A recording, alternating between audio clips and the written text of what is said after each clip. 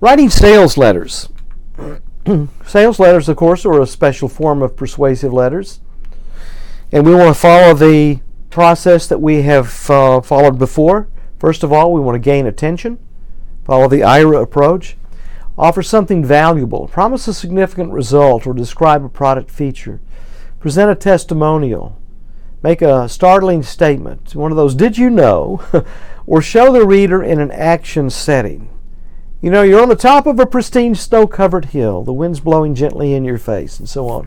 Put them in the circumstance. Example: how much does sex cost in your company? That's always going to be attention-getting. An incident of sexual harassment can cost millions of dollars unless preventive measures are taken. Describe a problem, hopefully something that they can relate to. 6 of our computers were recently infected with a hacker virus, and we lost at least 25 work hours trying to repair the problem. Present an unexpected statement. If you checked carefully, you'd probably find that 20% of your customers account for 80% of your profits. By the way, that's called the Pareto principle. It's fairly well established. Next, after gaining attention, is building interest. Describe the product in terms of what it does for the reader advantages. Show how the product or service saves or makes money, how it reduces effort or your workload or need for, let's say it reduces effort or reduces costs.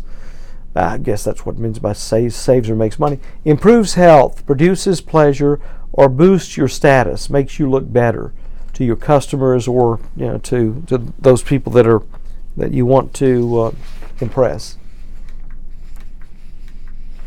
Here's an example. Our computer-based training program teaches your employees what behavior is unacceptable and acceptable, while showing you steps that can be taken to reduce the risk of employer liability. Suggest reader benefits. Now you can immediately protect all your computers from the latest viruses with our online antivirus program.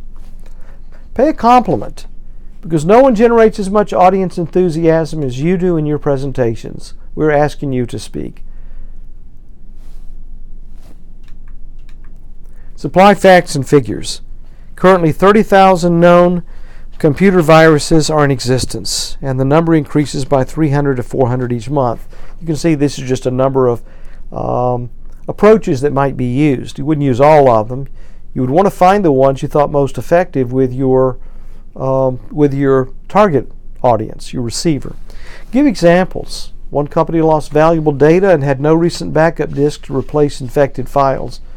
In this case, if you can tell how much money they lost or how many work hours that they lost, that would be helpful. Cite expert opinion. Hostile code can hit without warning, says virus specialist Dr. Tony Tim. So companies must have a virus antidote for they risk all their operations. Provide specific details. In a test comparing 6 of the leading antivirus programs, our program was flawless in virus detection, easy to use, and low in ownership cost. Mention direct benefits. Our antivirus program can protect you from subtle corruptions of data that may go unnoticed for months, and indirect benefits. Your company continues to be a pace setter in the healthcare industry by setting an example for other organizations who are bewildered by the growing number of viruses. Once again, you see these direct benefits have to do with actual savings or benefits, very often financial benefits to the person or to the company you're appealing to. The indirect benefits really pertain to longer term benefits or to an improved status or reputation or public persona. Reducing resistance. Counter reluctance with testimonials, money-back guarantees, attractive warranties, trial offers, or free samples. We all, I think, understand the benefits from, say, dealing with Amazon, how easy it is to return things there if you're not happy with them.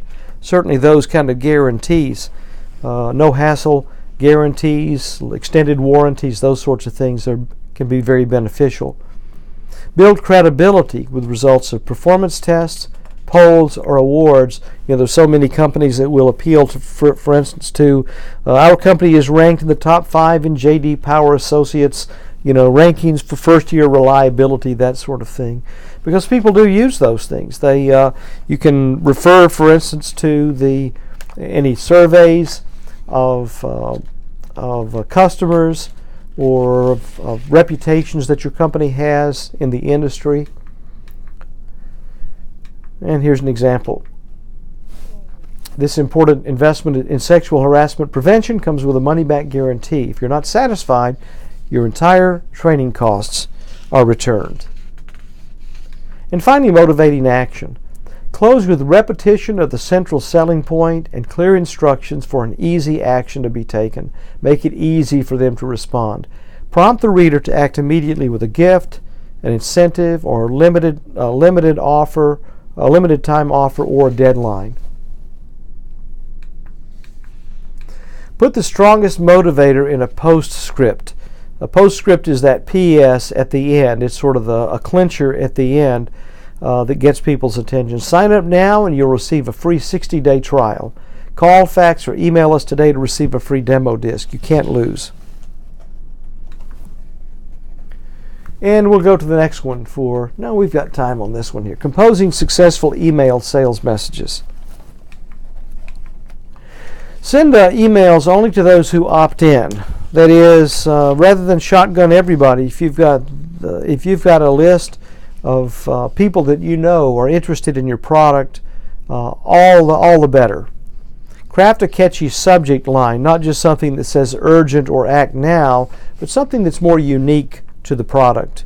Place main information above the fold. What that means is in an email is that it's what the person sees when they open that email. It is just on the screen without having to scroll down any. If you don't have their attention, they generally won't scroll down. They'll just hit that little garbage can sign and you'll never know.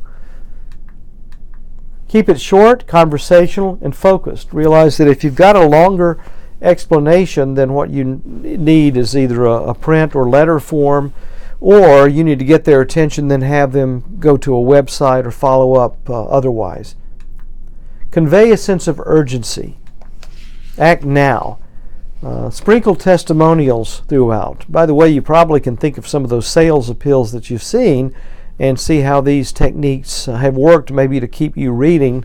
This is one of those things where you generally see some sort of a fact or a appealing aspect of the product, and then somebody's testimonial, and then some other fairly short matter about maybe a special limited time offer, and then another testimonial to try to keep you reading.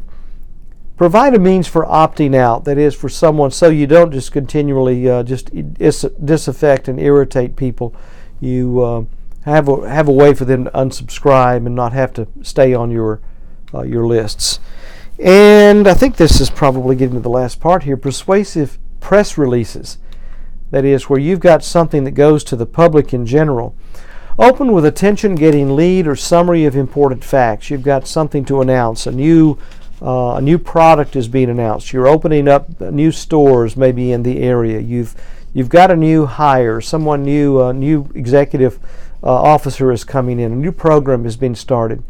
Include answers to who, what, when, where, why, and how with regard to the message. Appeal to an audience of the target media. That is, if you are sending something out on Twitter, then that's going to be a different audience than if you're putting an ad, let's say, in the Wall Street Journal, for example, or the Financial Times, or even in a local newspaper. Present the most important information early. Make the release visually appealing, look and sound credible. And that's the end of Chapter 10 Notes. Enjoy.